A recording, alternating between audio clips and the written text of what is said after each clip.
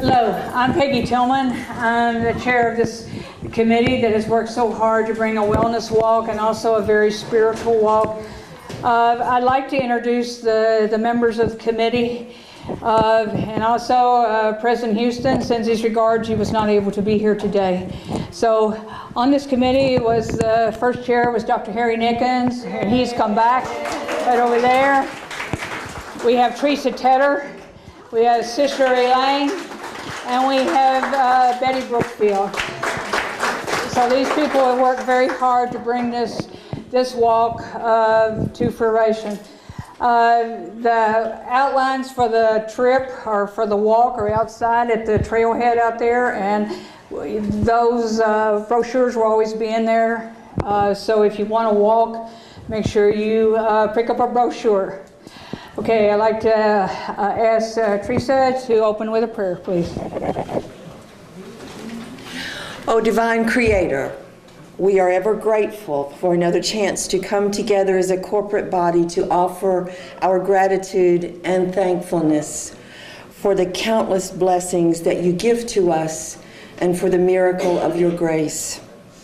We are particularly thankful today for the fruition of the Dominican Mile. May every step walked on this path be a prayer for love, a prayer for hope, for peace, for healing, not only in our individual lives, but in the lives of all that we touch on this journey of life. Alleluia. Amen. Amen.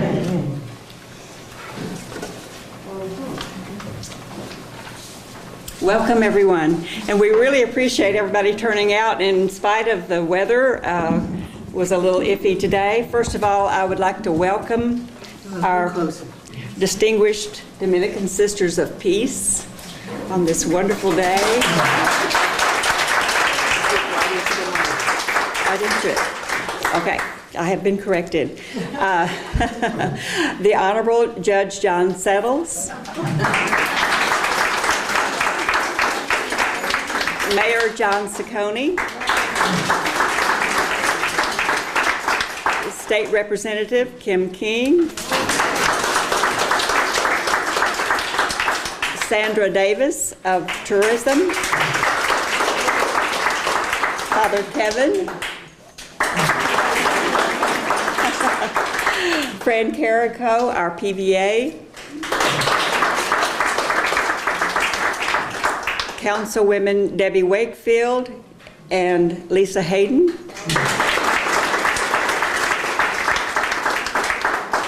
Bill Robinson, our city attorney. Kathy Elliott, who is our city project coordinator.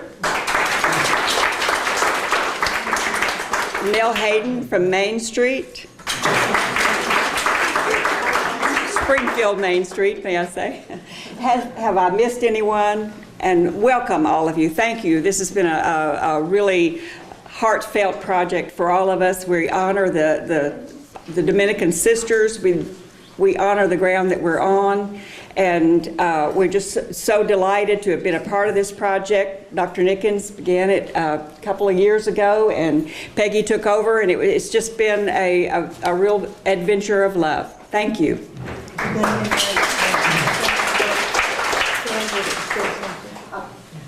Excuse me. Sandra Davis, would you please give us a little send-off here? I don't know how I can say any more except what a group is here. Springfield Tourism is so proud to be a part of a grant, money to go to this Dominican Mile Walk. We know that it affects the Holy Land Tour. It affects all the people here. It is a gathering of all faiths, of all people and their beliefs. So we thank you for your participation. We're glad to be a part of it. And Springfield Tourism invites you to come up and eat on Main Street.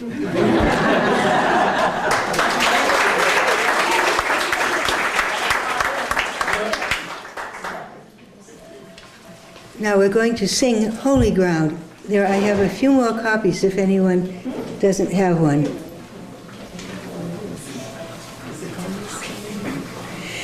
This is holy ground.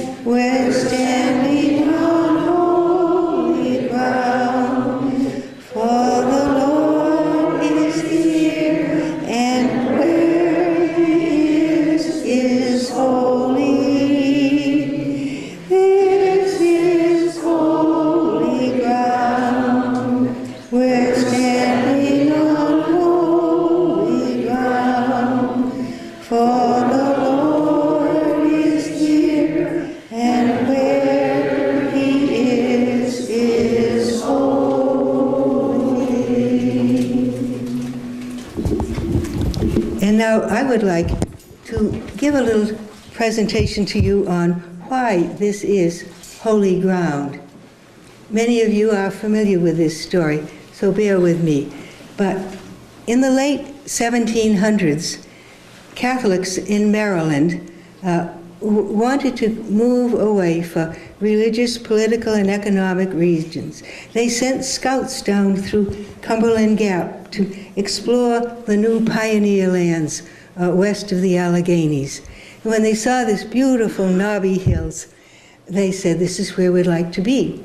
So groups came to the 3 counties here, to Nelson, Marion, and Washington, but I'll only speak of Washington. So when these people came, of course, priests wanted to come to minister to the people. And the Dominican priests, and Father Kevin represents us as a Dominican priest, came from England wanting to minister in the United States, and they were sent here to Washington County. And you all know St. Rose Priory, right up there on the hill. It's a beautiful spot to this day. And so after about 15 years, one day, Father Wilson, one of the priests, in the little church, and the little church, if you've been to St. Rose, you know there's a little sanctuary, and then there's the church. Well, all there was that little sanctuary at the time.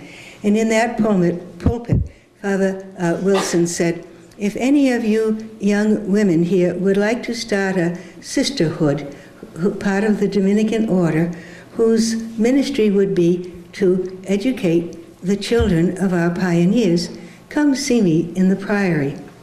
Well, 9 young women went, and those 9 young women were the founders of this congregation that are here to this day, the Dominican Sisters of St. Catharine, Kentucky. Although we have another new name. Well, I'll tell you that now, lest I forget, that we were Dominican Sisters of St. Catharine, Kentucky, until 5 years ago, when, by the grace of God, 8 different Dominican congregations decided to form one new one. We would be more available for the ministry of the church if we did that, and we did. And so we are now the Dominican Sisters of Peace, and we're over 600 of us, and many associate members also. Well, back to the story. Immediately, within a year, the sisters opened a little school. It was in the Still House down in the valley. Because among these originating sisters was Mariah Sansbury, who, with her sister Elizabeth, owned a property down here in the valley. And their log cabin became our first convent.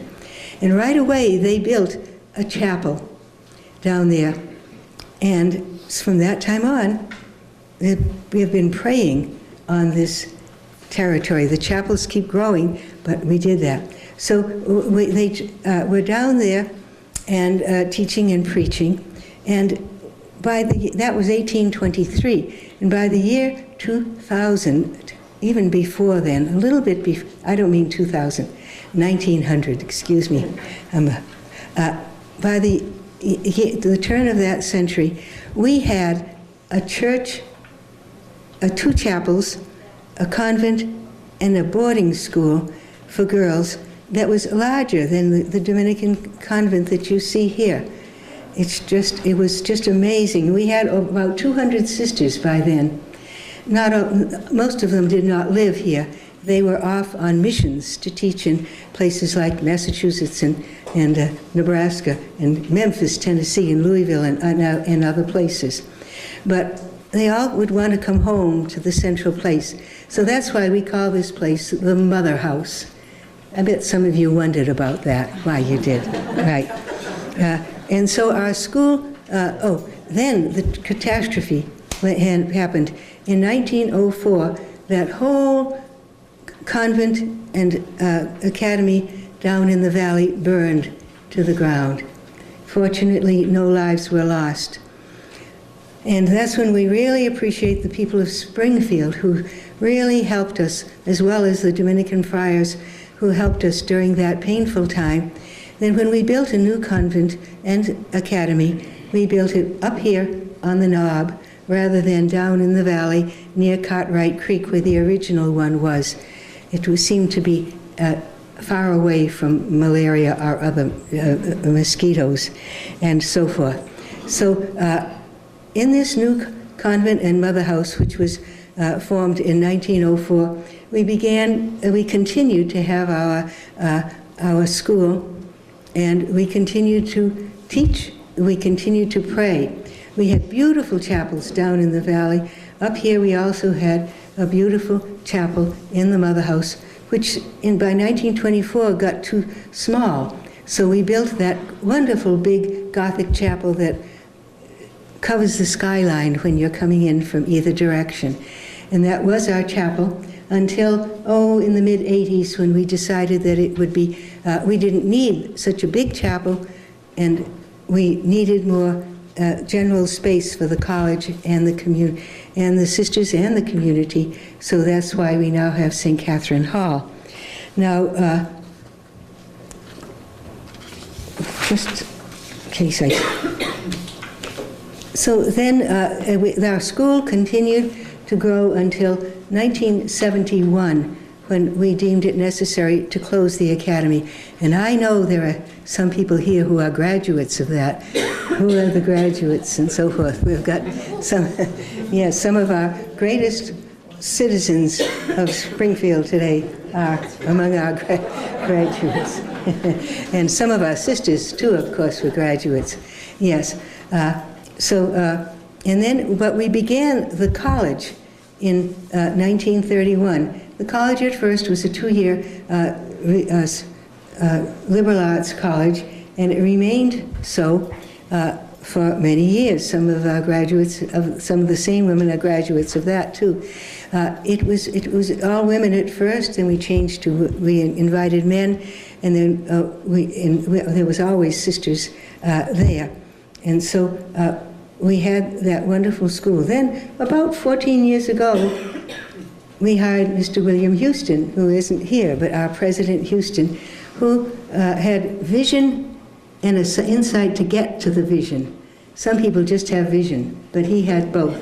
And so we have realized how much the college has grown and developed, and around 11 or 12 years ago, we became a 4-year college, granting 25 different degree programs, and so I won't go into all of that, but it's wonderful. We even have a graduate school. So as time went on, we really wanted to be able to open up and have other people come to visit the campus and walk around our wonderful grounds with all that we've developed over these 192 years. And Peg Tillman, as our physical fitness person, had the first idea to create a walk that would be great for the students to get their exercise and so forth. Then we broadened into this other committee that said, no, we'd like to make it a really spiritual one. And so that's all I will say, except for the fact that, yes, these are holy grounds, because on this vast acres of land, we have been praying and teaching for almost 200 years. And the last thing I'd say is that when those pioneers came, it was only about 10 or 12 years after the American Revolution. So that'll put you into context. Thank you.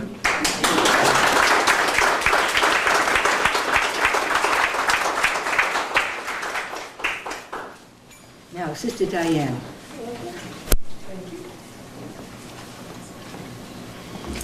Well, first of all, on behalf of all the Dominican sisters that live here and that live everywhere, we want to wish you all a very happy feast day with us.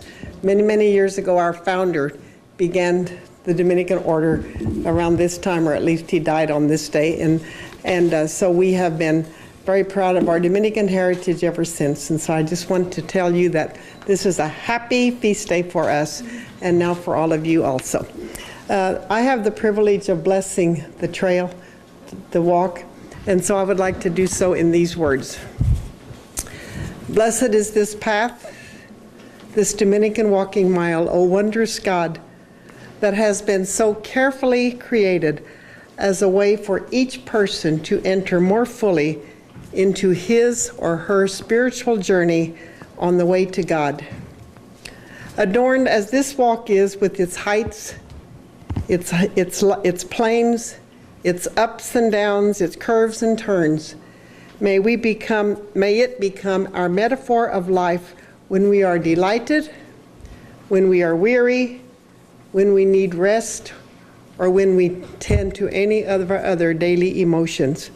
O Holy One, we ask that we may notice your wonderful creation as we walk along. May your Spirit blow through our hair, our hearts, and our whole beings. May every step we take be a song of praise to you. May this journey remind us always that we are walking on holy ground, made sacred by so many others who walked ahead of us. At the same time, we ask that we may continue to draw inspiration and peace from those who will walk beside us, ahead of us, behind us, as we journey to the fullness of life which we are promised by so ever a loving God. Amen. Amen. Do you think you ought to tell them those things, because there will be a microphone out there? Oh, okay. A few remarks. Okay, in using the Dominican Mile, we ask you to park in front of the sister's mother house or out here in Lourdes. If you park out here in Lourdes, if you'll leave a sign on the dashboard of your car saying Dominican Mile, I'm going to call security and ask them not to give you tickets. And I'll inform them of that. Also, if you go down this way, follow the route, you have to go down some stairs. If you prefer not to do that, go here and turn left at Callahan Drive and go to the bottom of the hill and turn right into the parking lot so you won't have to go down the stairs. And also, if you have any four-legged friends that you want to bring with you, we welcome them, but please bring some plastic bags to care for any accidents. If you have any other questions, it's in the syllabus. It's in the syllabus. So you want to invite us outside? Okay, let's come on outside and we'll cut the ribbon, please. 1, 2, 3. Very good. Very good.